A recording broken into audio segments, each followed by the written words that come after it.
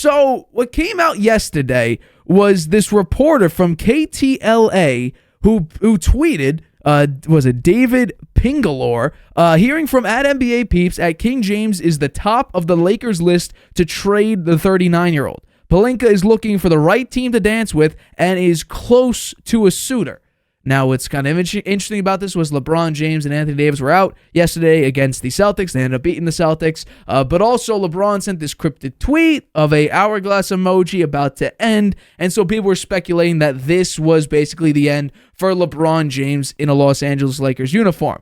So, as a topic, and also I'll say this, Rich Paul came out and said that LeBron James is not asking to be traded, and he won't be traded. So I want to know, could you see LeBron leaving the Lakers before the trade deadline is up, I believe on February 8th?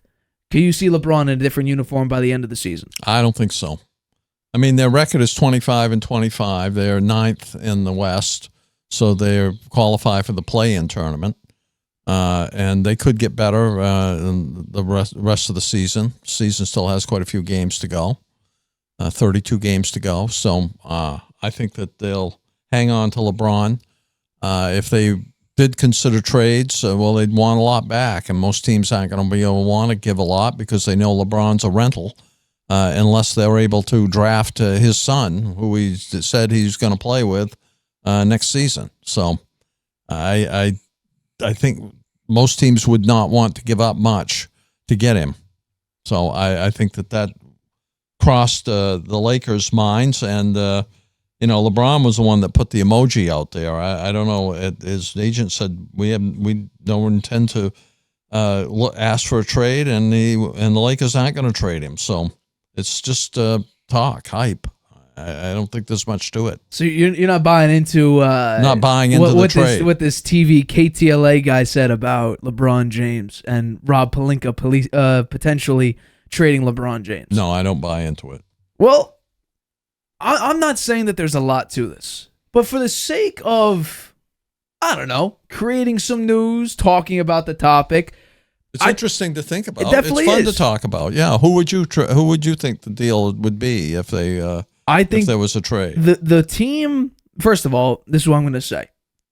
There are a lot of teams that are much better title contenders than the Lakers are right now. Even with LeBron and AD healthy, they're still the 9th seed. They're still the 9th seed. And I think no matter what happens, I think the Lakers are too hung up on LeBron James being, he's a Los Angeles Laker. We're getting tickets, selling out Crypto.com arena. It's great for sales. Just like how any team that drafts Bronny is doing it also to get his dad, LeBron James. For me, I think the one team that desperately needs this piece, because I saw it last night against the Indiana Pacers, is the New York Knicks. And the way that this trade could work, and this is probably going to happen at least with one of these players being gone next season, is you would just get LeBron James, and in return, the Knicks would trade Julius Randle, Evan Fournier, and 2 first-round picks. Because I think really the Knicks have like 8 first-round picks for the next couple seasons. Like they got a lot to spend. Evan Fournier is a contractual obligation. He's $18.8 million. I don't know why the Knicks are paying him so much for him to rot on the bench and play like 3 minutes, throughout the season. Julius Randle, he comes up very, very small in the playoffs. LeBron James is not this guy who can come out and consistently put up 35 points, 8 rebounds, 7 assists. He's 39 years old. He's averaging about 25 points, 7 assists, 7 rebounds. In the playoffs, and he's not going to have these consistent dominant games. And if LeBron is still having to be that the number one option on the team, now he wants Anthony Davis to be that, but Anthony Davis, we've seen over the past couple of seasons, he gets injured. When he plays, he's not consistently great. He does have some big-time moments, but the consistency is not where I'm sure the Lakers and LeBron James would like it. On the Knicks, you don't need LeBron James to be dominant and be carrying as a one-piece, because we've seen this season, Jalen Brunson is having an incredible year. And not only that, you have right now a guy by the name of OG Anunoby, who defensively is great for the Knicks, and offensively, he can hit a corner 3 like I've never seen before. He's like automatic from the corner. You also have an interesting piece in Dante DiVincenzo, who was on the Warriors last season, where he's shooting 10% better from the 3 than he did last season. He's shooting incredible from 3. Not only that, you might, and for my trade, you didn't have to. You also have Quentin Grimes, who tends to have a hot hand sometimes. He's also your defensive piece. So you don't need LeBron to do everything. Now, if the Lakers make the playoffs, you're going to need LeBron to step up big time. More consistently. That's very interesting, Nate. But do you think the Lakers would give up LeBron James and only get Julius Randle in return? And the 2 first-round picks? Now, listen, the 2 first-round picks aren't worth anything, really, because LeBron with the Knicks, they'd definitely get to the playoffs, and they would probably last through a couple of rounds, so their pick is going to be low. It's not going to be that first-round pick isn't going to be worth much. Well, the this year's first-round pick that I included was Dallas's, which is top 10 protected. Dallas this season is, they're having an all right season. Not great, not terrible. They're 8th right now. So, you might need to add more. Another team that I could see just for the sake of it, and there's been rumors for like the past 3 seasons, and you mentioned it pre-show, is the Golden State Warriors. Yeah. LeBron James has seemingly openly campaigned to want to play with Steph Curry. Now, you would probably need to trade 2 pieces, 1 young piece and 1 very, very underwhelming piece this season. Jonathan Kuminga and Andrew Wiggins. You'll probably need to trade those 2 players. Wiggins had his great season during the championship run, and we've seen him get benched for Kuminga. Now he's back in the starting lineup, get benched again. Inconsistencies all around. Jonathan Kuminga, they're hoping for him to play a bigger role and exceed in that. It doesn't look like that, or excel in that, excuse me. So, and you would also obviously need to include a couple first-round picks in there as well. But that could be another team that I honestly think you had another veteran piece, so now you have... What are the Warriors' record right now? Warriors... They're doing poorly, right? The Warriors currently, they are out of the play-in at the 12th seed at 20-24. And I don't know if Jonathan Kuminga and Moses Moody, maybe if you want to include him there, or Andrew Wiggins could uplift the Lakers in a way that, LeBron James at 39 years old maybe can at the long-term level. I think the Warriors trade if it was going to happen, has more chance than the Knicks trade because the Knicks are playing great. Since they did the 3 seed in the East. Since they did the trade there with the Raptors, they've been lights out. I mean, that really made a lot of sense. It's worked out extremely well for them. Jalen Brunson, OG Anunoby, and Isaiah Hartenstein. They were 1, 2, and 3 in plus-minus in the month of January. Hartenstein is a surprise, especially the way he's because playing. Mitchell Robinson was their supreme rebounder, and Hartenstein needed to fill that role in. And now with Julius Randle out, you're now having to play guys like Jericho Sims and Hartenstein. You're going to need to have them step up. And last night was incredible against the Pacers because the Pacers are the number 1 scoring team in the NBA. They're horrible defensively, but the number 1 team in the NBA. You got to keep up with them offensively. Now, they were down for a decent part of the game, and it looked like they were down and out. Then Jalen Brunson decides, let me just take over this game, and they came up with a massive win. By the way, to extend I believe they're now 8 straight wins. So, for me, and by the way, they're only a half game out of the number 2 seed, which is bizarre. It's crazy how this New York team, who was in 6th place like a couple weeks ago, decided to go, let's go 14-2 in our 16 games, and now all of a sudden they're half game out of the 2 seed. The Knicks are playing phenomenally, but in the playoffs, I'm still worried that it's going to be Brunson or bust. That's my one major fear because we've seen it the past couple, or last year, where Julius Randle comes up small, Hart, he gets into foul trouble. Mitchell Robinson offensively is a liability. He's an inside guy. He's also slow on defense as well, so Bam Adebayo is just running by him every time.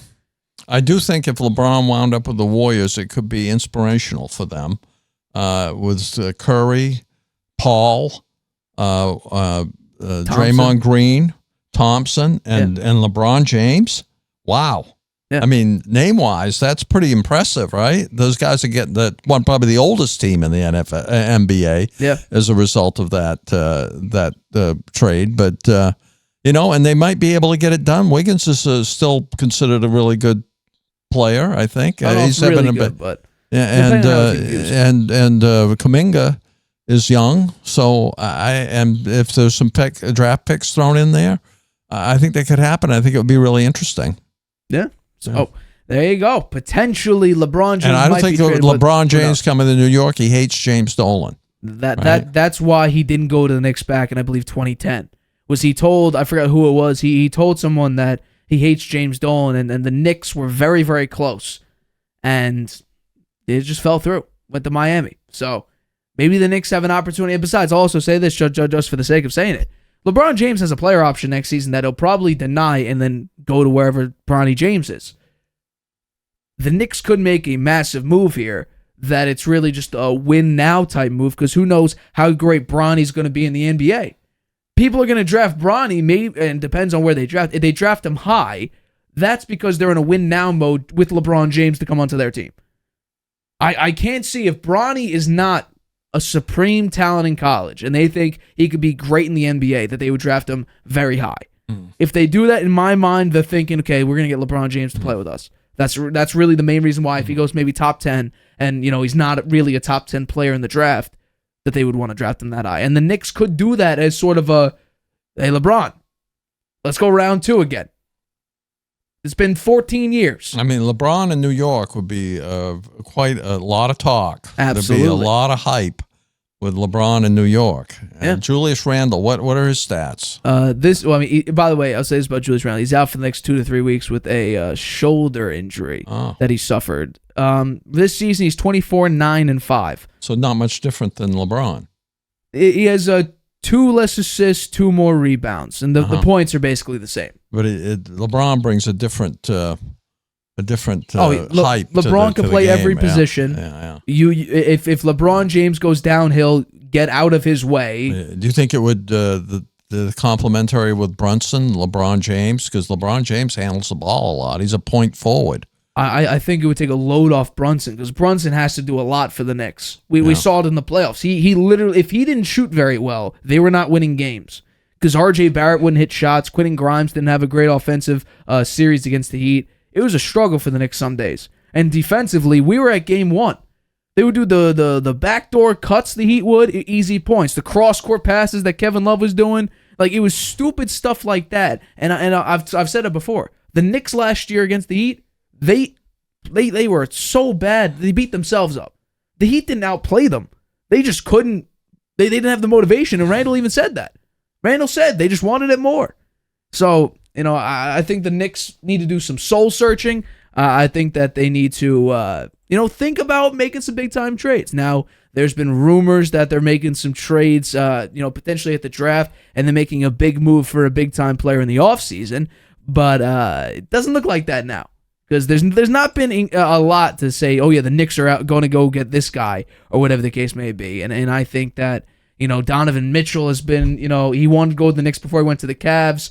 But I forget I think it was James Dolan. He didn't want to give up R.J. Barrett, let alone you just gave him up. That was a mistake. Yeah, I would 100% say that is the case, and yet you've given up for OG Anunoby. But I don't know, maybe. I've also seen Devin Booker. I really don't think Devin Booker is going to go there. No. LeBron James, player option, maybe. It really depends on who's willing to take the shot to see if LeBron is serious. You know what? That. Maybe LeBron James' son is going to be the number 1 pick in the draft. Maybe. I really don't think that's the case personally, but someone's probably willing to take that risk. Hi everybody, thanks for watching. Make sure you subscribe here to get the latest from the show. Also, if you want to check out the full episode, make sure you click the I in the top right-hand corner right now. If you want to listen to this show anywhere you go, make sure you go to anchor.fm/The Harvey Hour or anywhere you get your podcasts.